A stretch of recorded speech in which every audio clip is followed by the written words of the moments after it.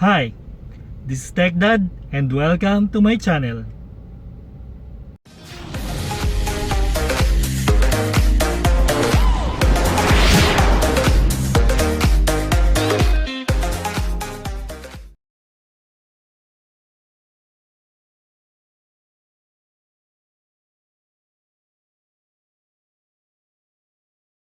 Hello again mga ka-Tech Dads and Tech Dadettes. So for today's video, papalit tayo ng LED bulbs nitong nasa instrument panel natin. And as you can see, madilim na sa part na to. So wala na siya. And dati, ito wala siyang ilaw. So ang ginawa ko, kinuha ko lang yung nandito na ilaw sa may overdrive natin and nilipat ko rito para lang may ilaw siya. Pero since nawala na nga yung overdrive natin na ilaw dito, kulang pa rin yung ilaw talaga dito sa dashboard natin. So kailangan talaga mapalitan yung ilaw dito, saka yung ilaw na rin dito sa may part na to. So far okay naman yung mga ilaw niya. Ang problem lang kasi wala lang talagang ilaw yung overdrive natin and dito sa may temperature gauge natin. So para isang baklasan na lang, papalitan ko na lang lahat para wala nang problema. Kasi pag pinalitan natin to ng isa lang na LED, mas maliwanag yung magiging output niya, kaya palitan na lang natin lahat. Kaya napabili ako ng mga LED bulbs. So ito siya, bali ito T5 pala to. This is T5. So ganyan yung itsura niya. Nabili ko lang to online. Ilalagay ko na lang yung link and description sa description box natin, or doon sa may comment box natin. So ito naman is yung bulb type, pero LED din to. So kung makikita nyo, ganyan yung itsura nya. So this is T3 naman, T3 and T5. Ang price nga pala nito is 150 pesos, 20 pieces na siya. And dito naman medyo mahal to ng konti, itong T3, 200 pesos, 10 pieces na siya. Bali ganyan itsura ng T3. So ayan yung T3. And this is the T5. So malaking difference sa size niya sa height niya. Ito kasi pabilog, ito diretso lang. Ayan. Ito kasi sinasalpak lang to sa pinaka casing niya. May nabibili na ito na kasama yung casing, pero ang gagawin natin, tatanggalin na lang natin yung mga bulb doon sa casing niya, and ito yung isasalpak natin. Ito kasi meron eh. So direct na. Bali ang pagtanggal pala nito, itong panel na to, tatanggalin lang natin to, and may tornilyo yan dito. So ayan, yung tornilyo nya tatanggalin lang natin. Dito rin meron din siya sa may fuse sa panel natin. Ang pagtanggal naman ito, ipo-pull lang natin doon.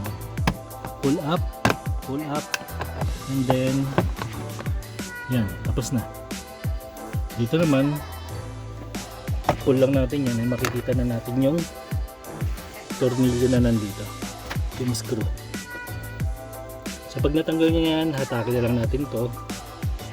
So ipo-pull lang natin to rito sa ilalim. Hindi naman natin kailangan tanggalin. Kailangan lang natin is magkaroon lang ng space dito. So dito din sa kabila. So ayan. So may space lang dito, okay na yan. And then tatanggalin natin tong top part na to. Mas maganda, ibaba nyo muna tong lever na to. Yan. And then may space na kayo rito. Tatanggal na to. Okay? So set aside lang natin to. So bali pagtanggal naman nito, so ayan, kung sa automatic na transmission, ilulusot lang natin to. So set aside lang natin to muna sa gilid. And ngayon may tornilyo rito, may tornilyo rin dyan, and mayroong isa rito. Pwede na natin siyang tanggalin dito. So meron pa siyang wire harness dito, tatanggalin lang natin yan. So dito Pindutin natin yan. And dito rin. For comparison, ito yung before. So ganyan yung ilaw niya. And mamaya yung after. Bali, ito na yung instrument cluster natin. Or yung sa dashboard natin. And ito yung sa likod niya. Ayan. And ito yung T3 side, and ito yung mga T5. Dati ito yung walang ilaw. Kinuha ko yung ilaw na nandito. So dati kala ko reserve lang to. Ano pala to, no? Overdrive. Ang ginawa ko, dilagay ko siya rito para umilaw lang to. And ngayon naman, nawala naman yung overdrive na ilaw. So kaya binaklas natin para isang tanggalan na lang, isang kabitan na lang din. Magpapalit na tayo ng LED lahat nito. Ito walang ilaw to kasi ito yung cruise control. Wala namang cruise control tong CRV natin. So ayan, naglalagay na lang ako ng mga diagrams kung ano-ano yung mga ilaw na to. So mas maganda meron tayong ganito. Flies. Pwede ring daliri kung kaya nyong abutin. And ito yung pinaka-bulb niya. So in comparison, ito yung papalit natin. So ayan siya. So tanggalin lang natin itong bulb na to. Yan. Tanggal na siya. And kakabit lang natin. So ayan. Okay. So ayan na siya. In comparison, ito yung height niya. So ganyan. So mas mababa lang ng konti itong LED bulb natin. So as you can see, okay pa itong mga bulb na to. May ilaw pa siya pero parang nangingitim na siya. Palitan na natin ng mga LED bulbs. So ito na, napalitan na natin lahat ng LED. So merong black, merong white na lalagayan. So ganito yung itsura niya. So ayan, nakabit ko na yung mga T5 natin. So 1, 2, 3, 4, 5, 6, 7, 8, 9, 10. Supposed to be 11 kasi nga may cruise control dapat pero wala naman yung sakyan natin, so complete na siya. So ito naman yung tatanggalin natin. Pagtanggal niya, gagamit lang tayo ng screwdriver and iikot lang natin siya. So 1, 2, 3, 4, 5, 6, 7. So 7 lahat in total to.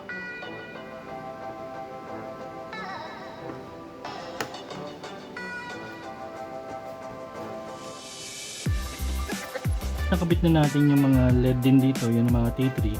Medyo mahirap lang siyang ikabit kasi medyo malawak ng konti, parang millimeters lang yung pagitan niya.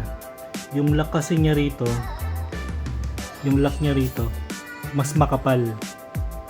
So need talagang i-push dito. Tutulak mo siya, ganun. Tapos ito twist mo. Ito kasi, pwede naman ang gagawin is tatanggalin yung bulb nito. Ito yung original bulb and yung casing niya. Ang pwedeng gawin nyo is tatanggalin na lang tong bulb na to, tatanggalin yung wire na to, iikot siya and tanggalin tong bulb na to, ililipat lang siya. So ganun pa rin yung mangyayari para original pa rin yung size ng casing, para saktong-sakto talaga siya dito. Although pwede naman siya ipupersa lang ng konti lang naman, pero magkakasya naman siya. So pag na-twist na siya, nakalock na siya, okay na siya dun.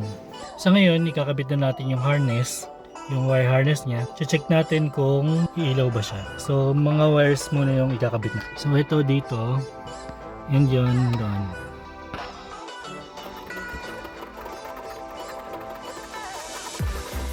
So that's okay lang kasi magkakaroon siya ng power.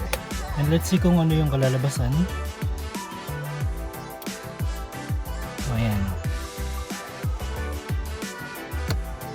So magana naman siya. So mas maliwanag siya in person. And white yung color niya pero nagmumukha siyang yellow dito sa ano, dito sa camera natin, pero white siya or warm siya, warm yung color niya. Ayan. So kitang kita naman na maliwanag talaga siya. So ayan. Ngayon lalagyan natin ng susi para makita natin yung lahat ng ilaw niya. So ayan. So ito kaya color blue yan kasi nilagay ko talaga ang color blue yan. Pinili ko talaga yan. Binili ko talaga yan sa ano, sa online na blue talaga. So hindi siya white na katulad ng iba. So para separate lang siya. Iba yung kulay niya. So yan yung mga ilaw natin. So mas maganda ma-double check natin lahat ng mga ilaw, no. So naka-hazard ako. So yan. Try natin ng high beam. So yun yung color niya, no. Yun yung ilaw niya. So kompleto naman siya. May ilaw naman siya lahat. So successful yung pagkakabit natin. Meron na sa online na iba talaga na bibili na color kung gusto nyo. Yung iba kasi ang ginagawa nila parang may red, may blue, may violet, something na ganun, or may mga green pa nga. Pero itong sa akin, ang binili ko lang is yung white, pero ang lumabas sa kanya is parang warm white. Pero dito sa camera dito sa cellphone, ang color niya is parang yellowish siya, no. So ikakabit ko na lang yung mga panel dito sa taas nito, pati doon sa baba, and we are all done. So bali ganun lang yung pagkakabit ng LED bulb dito sa instrument cluster panel natin. Madali lang siya, basta saktong-sakto yung mabibili nyo na LED. Medyo nahirapan lang ako dito sa part na to kasi yung dito is mataba siya ng konting-konti lang naman, pero pag pinwersa kakasya naman siya. So testingin na rin natin, no? So yan, may mga ilaw naman siya. Hope you like this video. So thank you sa panonood, and thank you for watching, and God bless.